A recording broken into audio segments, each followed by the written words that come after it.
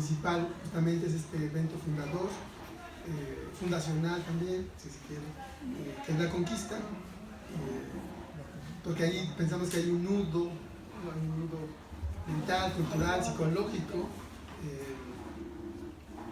que nos remite a la construcción de nuestras identidades, pero también a la manera en cómo pensamos históricamente el pasado prehispánico.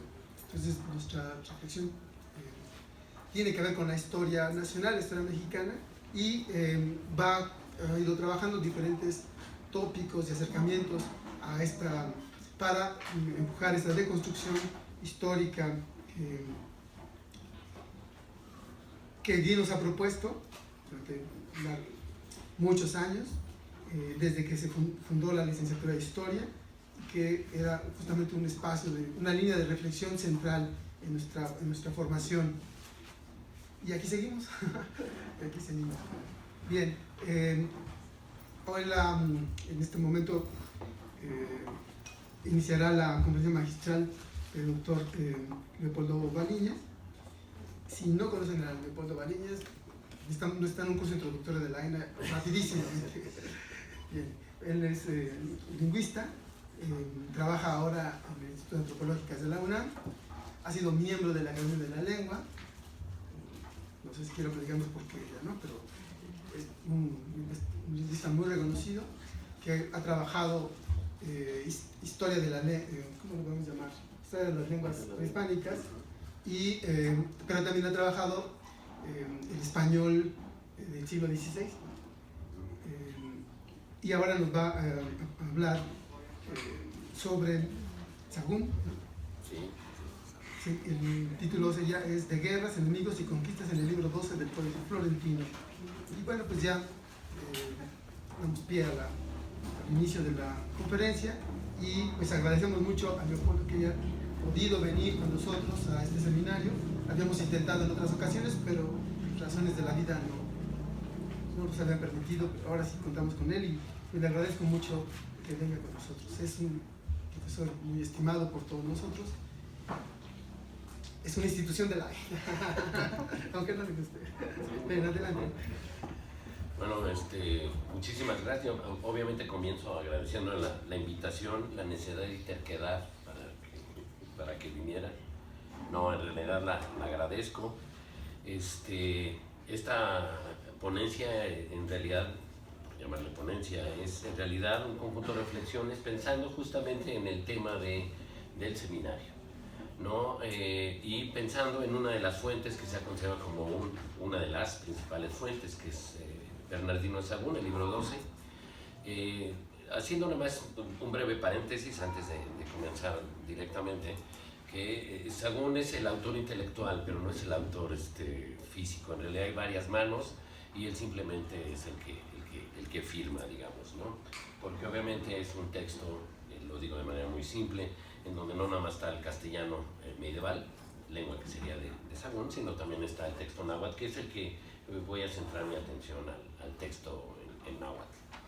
Pero bueno, voy a comenzar con primero una aseveración atentatoria, simplemente por si efectivamente la comida pesaba mucho, y ya luego haré algunas preguntas que las iré contestando, porque obviamente es parte de la estrategia, y terminaré con unas breves reflexiones sobre 2 o 3 términos lingüísticos de la lengua náhuatl relacionados con la conquista.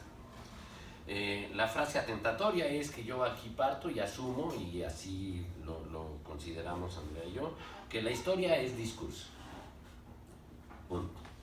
Y es discurso que se recrea cada que se relata, cada que se narra. Y punto. No hay historia si no se relata. Esa es la frase atentatoria. A partir de ahí, empiezo ahora con algunas preguntas. Los materiales, bueno, debo de precisar, los materiales saguntinos están escritos en 3 lenguas, el libro 12 solo en 2, en castellano medieval, y esto me importa señalar, no es español la lengua que está ahí, es castellano medieval, y el náhuatl clásico, que es una lengua hechiza, que es digamos, construida por el aparato estatal novohispano, justamente como un medio para tener una, digamos, lengua franca para tener acceso al mundo indígena. Pero bueno, el latín no está incluido en libro 12. Esto implica, dado que es castellano medieval y náhuatl clásico, que de todas maneras la lectura en cualquiera de las dos lenguas tenga que ser traducida e interpretada, ¿no? No porque creamos que leemos la parte que está en castellano, creemos que la entendemos. Esto es un optimismo y este es un principio de comunicación básico. Pero bueno, y esta sería así como, nada más así como cuando el mesero limpia el plato, ¿no? Comienzo ahora, van las preguntas, son preguntas que parecen capciosas y no lo son. ¿Existe la familia en un grupo que no tiene término o palabra para familia? Muy más claro, en náhuatl clásico no hay palabra para familia, hay términos que se le dan para familia, pero se ve que no son los términos que se usan para familia. La pregunta es, ¿existe la familia? ¿Sí? En un grupo que no tiene término o palabra para familia. Por fortuna la antropología aparece y dice que sí, y lo demuestra, ¿no? Todos los grupos tienen familia, aunque no tengan palabra para familia. Uy, ¿no? Pregunta número 2. Sí. ¿Existen las promesas en un grupo cuya lengua no tiene un término o una palabra para prometer o para promesa? Entonces uno está esperando así que la antropología... Existe la teoría de actos de habla que demuestra que sí. O sea, hay una serie de unos modelos conversacionales, los de actos de habla, que dan una serie de reglas y condiciones para afirmar que sí. Sí. Tercera pregunta, íntimamente relacionada con el tema. A principios del siglo XVI, concretamente, siempre que hago las preguntas se me olvida poner todo el contexto. A principios del siglo XVI, en lo que ahora es San Antonio Abad, ¿no? La noción de conquista era la misma para don Hernando que para el otro, para Moctezuma. O sea, para un español y para un mexica la conquista, la noción de conquista era la misma. ¿Sí? Aquí sí nos enfrentamos porque necesitaríamos una ciencia que se dedique justamente a hacer de la conquista un concepto. Porque si no, lo que vamos a tener es una noción que se va a manejar en el ámbito, justamente en el ámbito ideológico, ¿no? Y me voy a mover en el ámbito ideológico, que es el que al menos a mí me conviene ahorita. Primero acudo al diccionario de autoridades, el diccionario del siglo XVIII, que en teoría recoge el castellano, básicamente el castellano medieval, ¿sí? Y define conquistar de la siguiente manera, dice que es un verbo activo, ¿sí? Sujetar, dominar, ganar y adquirir algún reino, provincia, ciudad o plaza a fuerza de armas. Esa es la definición de conquistar. Y bien, ahora la pregunta es cómo vamos a saber qué pensaba un mexica. O sea, al menos podemos saber qué pensaba la corona española. ¿Qué pensaba un mexica? Voy a decir por fortuna, no creo que ese sea el término, el último capítulo, de hecho el final del libro 12, sí, ya que cayó Tenochtitlan, ya que cayó Tlatelolco, ya que apresaron a todos, ya que casi les dice dónde está el tesoro, etc. Sí, el oro, no el tesoro. Hay un principal de Tlatelolco que hace esta exhortación a los soldados de Cortés, que le dicen que le informen a Cortés lo que ahorita voy a leer. Lo voy a leer en español parecido a castellano, ¿no? Cuando vivía Moctezuma, dice digamos principal, el estilo que se tenía en conquistar era que iban los mexicanos y los texcocanos y los de Tlacuba y los de las Chinampas, todos juntos iban sobre el pueblo o provincia que querían conquistar. Y después que la habían conquistado, luego se volvían a sus casas y a sus pueblos. Y después venían los señores de los pueblos que habían sido conquistados y traían su tributo de oro y de piedras preciosas y de plumajes ricos y todo lo daban a Moctezuma, todo el oro venía a su poder.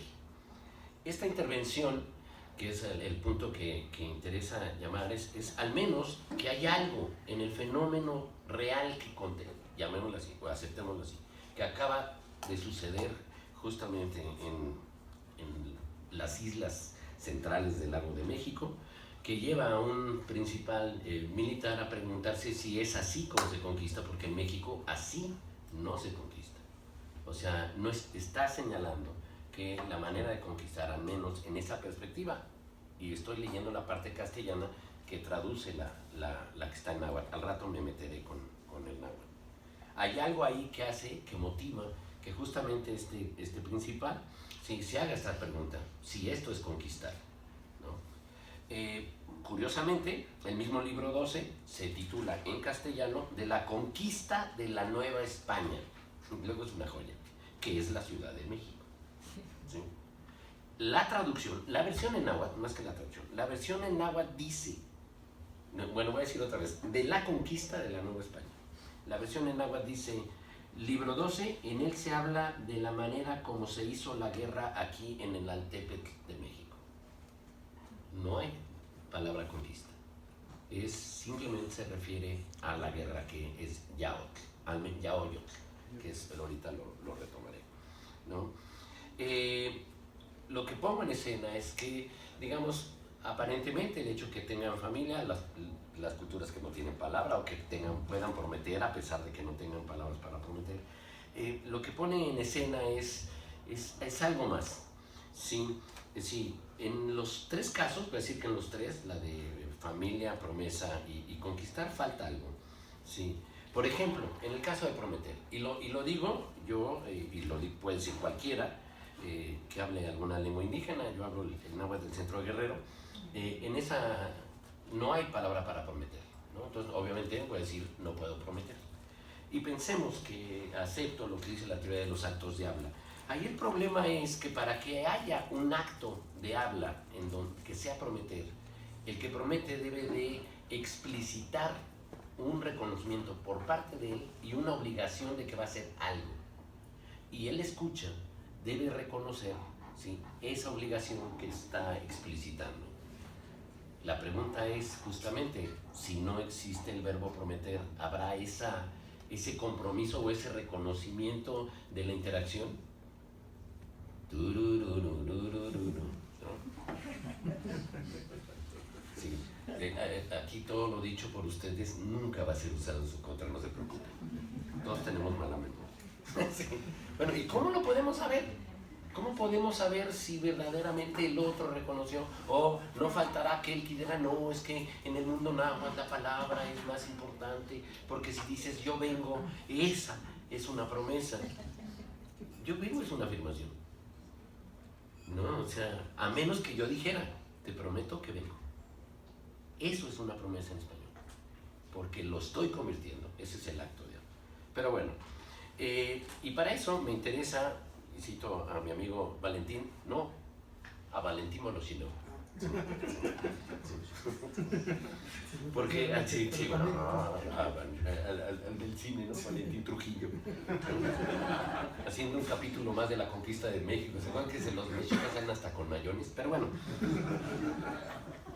al hablar, siempre que hablamos hay algo más que signos. Dice Voloshinov, todo lo ideológico posee significado, representa, figura o simboliza algo que está fuera de él. En otras palabras, la ideología es un signo. Sin signos no hay ideología. Y luego agrega, la comprensión de un signo es un acto de referencia entre el signo aprendido y otros signos ya conocidos. Y es una respuesta a un signo con signos. Se encadenan los signos. ¿Sí? Los signos surgen solo en el proceso de interacción entre una conciencia individual y otra. ¿Qué quiere decir aquí? Que la realidad y naturaleza última de la lengua es justamente el ser dialógica. Y si es cierto lo que dije al mero principio, que la historia es discurso, ¿sí?, pues la historia es discurso dialogado, ¿no? Y esto obviamente pone en la escena que es lo social lo que determina la significación. No culpemos a la lengua, es lo social el que da y asigna los significados. Y esto pone en la mesa algo que en la teoría lingüística y en otras, y en pragmática y en otras, es una pregunta recurrente, y como siempre hay dos posiciones extremas, ¿sí? ¿Se puede decir lo mismo en dos lenguas distintas? ¿Sí? Por fortuna, bueno, yo no sé si hay una fortuna, pero sí, por fortuna no necesitamos extremos así, no una lengua escondida del África Central, ¿no? Estas cosas en donde quedan dos hablantes, o sea, estos ejemplos. No, el asunto es muy simple. En inglés, yo le quiero decir a un hablante de inglés, que me traduzca, por favor no me tutee, hábleme de usted. Cuando lo puedan hacer me dicen. No, o cito a nuestro querido teórico Lennon, John, 1973, sí, en Imagine. Dice John, además es mucha igualación, ¿no? Lennon, sí, no puedo decir comunicación personal, tendría que haber echado el disco, ¿no? Contraportada. Dice Lennon, imagine there's no heaven. Con eso empieza y termina esa misma estrofa diciendo above us only sky. ¿Alguien me puede decir qué pasó ahí? Porque ahora en inglés existe una diferencia que en español no. Comienza diciendo, voy a la literalidad, ¿sí? Imagínate que no hay cielo, ¿sí? Y termina diciendo, y encima de nosotros, puro cielo. ¡Oh, cielo! No, así, se ve claramente cómo se va haciendo uno, así como barco inclinado, ¿no? Y ahora yo agrego más, que es el punto que me interesa aquí señalar. Se puede decir lo mismo en dos lenguas distintas, en dos formaciones sociales con modos de producción distintos. Y aquí sí, ahora cito a Antonio Gramsci, que dice que no. Sí, es decir, no se puede, no se concibe lo mismo en dos formaciones sociales que pertenecen a dos modos de producción distintos. Y lo que está en escena es que estamos viendo un relato, ¿sí?, en un modo de producción ajeno al nuestro, al menos cercano, que es el digamos, le voy a llamar el feudal saliente, ¿no?, del modelo español. Pero bueno, y para esto también me interesa traer algo justamente relacionado con el término de la semántica, que es los significados, ya quedamos que están determinados por lo social. Y hay significados inherentes. Yo digo enemigo y automáticamente todos tenemos en la cabeza lo que creemos que es enemigo. Pero las lenguas no son palabras. Yo puedo decir una palabra aislada y van a buscar el significado que no lo tenga. O sea, yo digo papo y ahí van a buscar algo que sea un papo, ¿no? Y van a decir, sí, el zapato. O yo papo moscas, ¿no? O incluso, vean en mi casa tengo 3 brados, 2 son verdes. Sí, y ahí va el cerebro a buscar qué diablos es un brado, ¿no? Y capaz que alguien sabe, yo no. Pero tiene letreritos, ¿no? Era cuando, en fin, bueno, me quedo con enemigo porque enemigo es parte del meollo. Y puedo decir esta frase ya en contexto, ya tiene significado, ya tiene un poco más de significado. Los tlaxcaltecas y los mexicanos eran enemigos, pero esto solo tiene una temporalidad.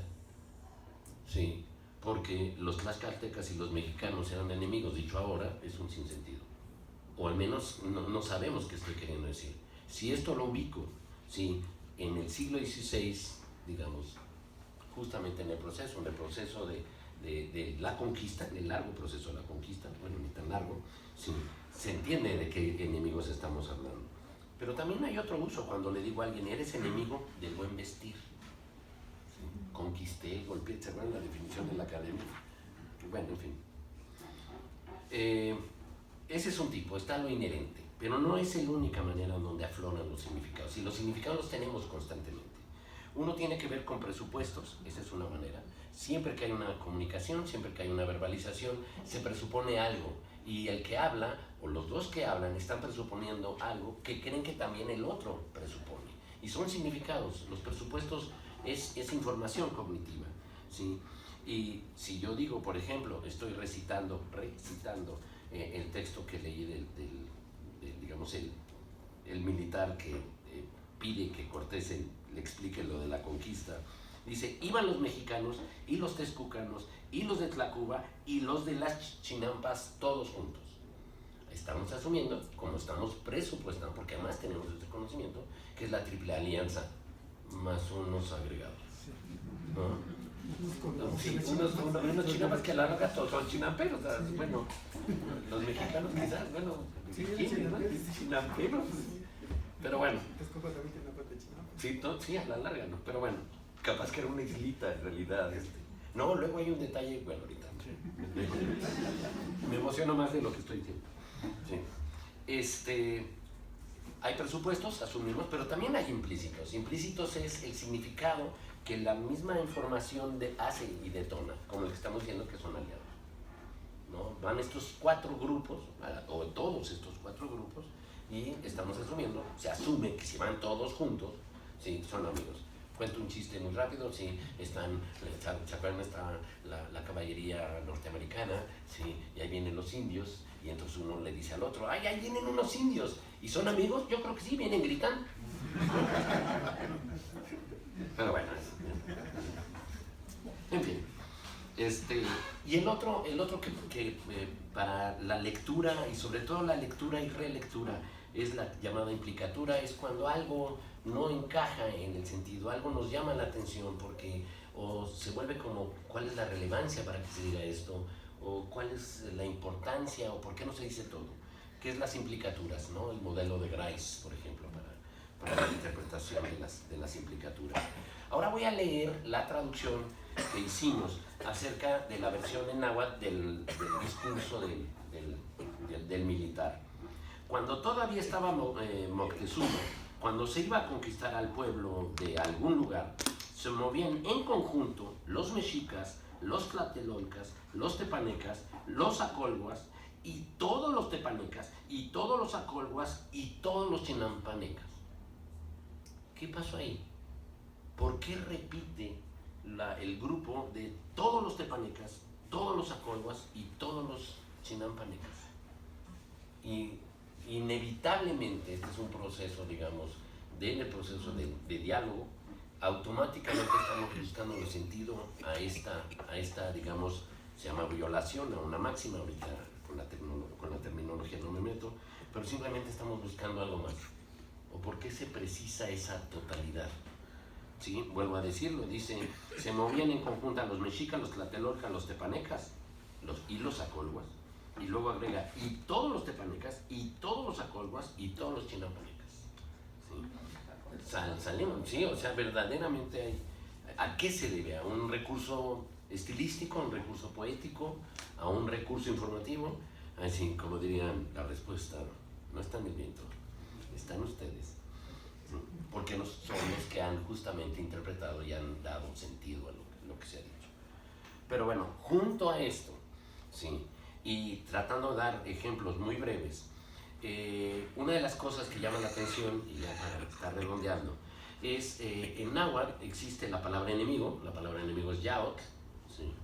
Que curiosamente si esta palabra enemigo la convierto en lugar, o sea, la hago un locativo, como decir en el enemigo, ya sea como yaoc o como yaopan, ¿sí? Su significación se vuelve en la guerra, ¿sí? O sea, se pasa de un individuo a voy a llamar un proceso, o a un evento, ¿sí?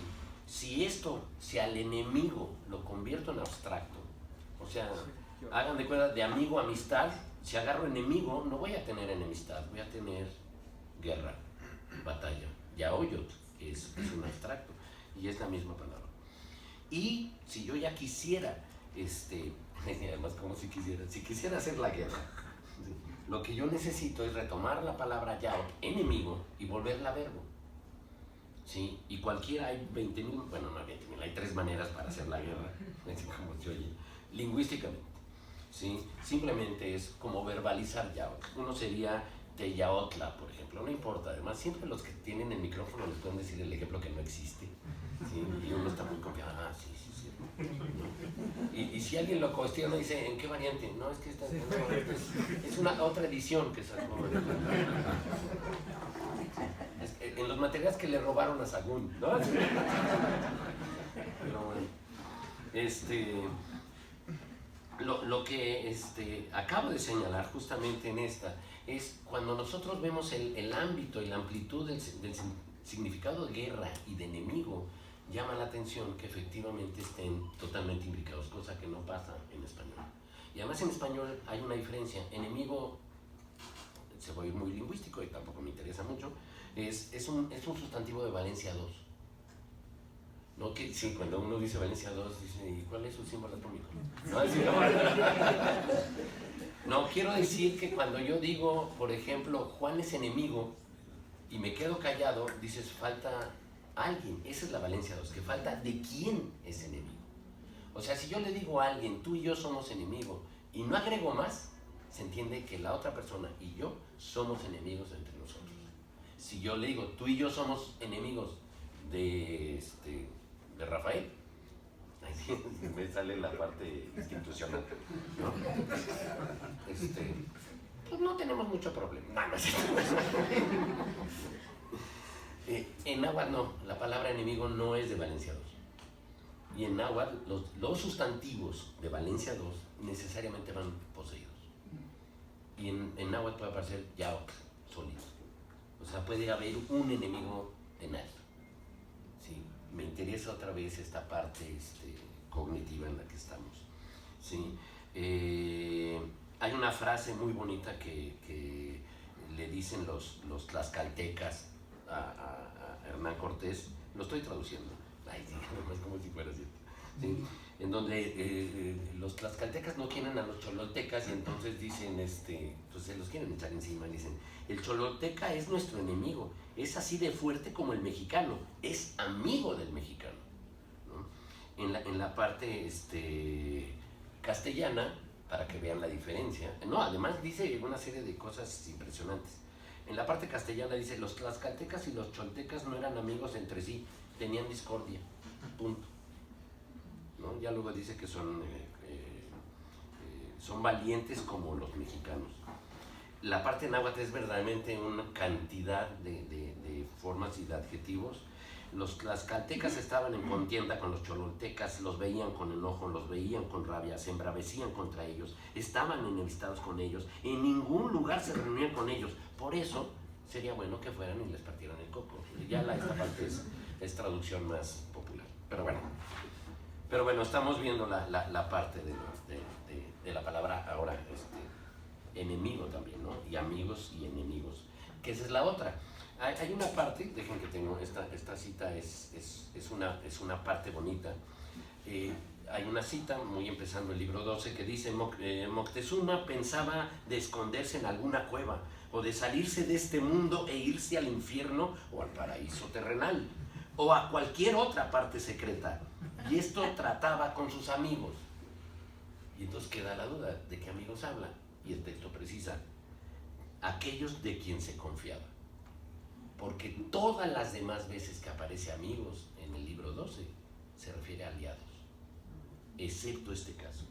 Esta es la persona, el cercano, que en náhuatl es la forma ignio, que esa sí es de Valencia 2.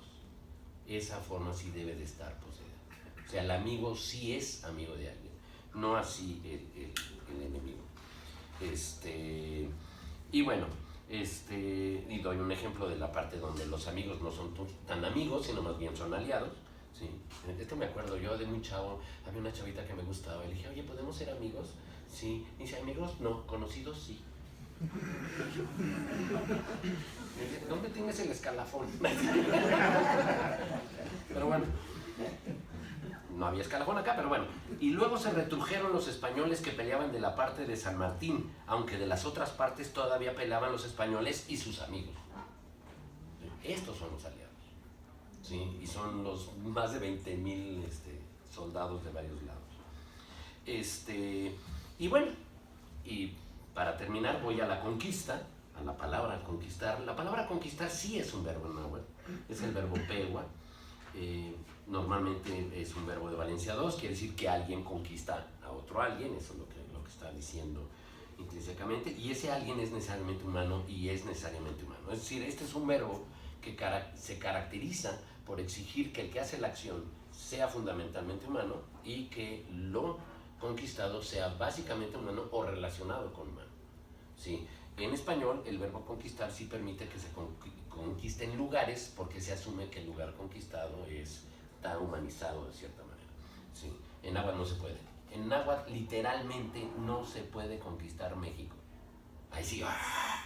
Entonces, no lo sabían los españoles. No, lo que se conquistaba era a la gente era a los pobladores que vivían en México, ¿no? Son situaciones también cognitivas.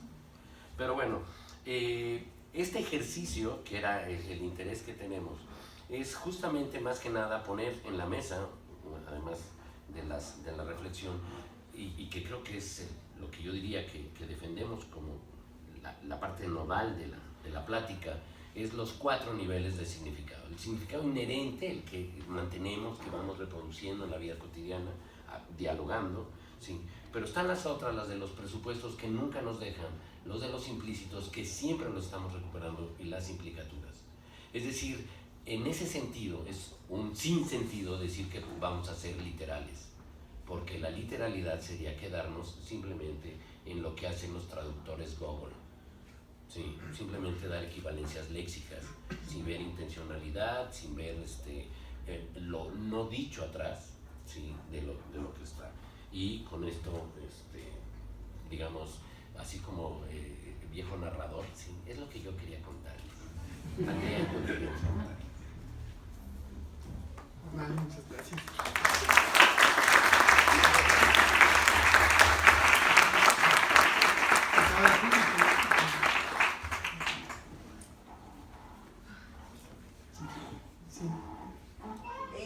Si el náhuatl se construye como una lengua franca, ¿nos podría hablar un poco de algunas partes de ese proceso? Sí, bueno, el proceso es un proceso complejo, pero además está a cargo, curiosamente,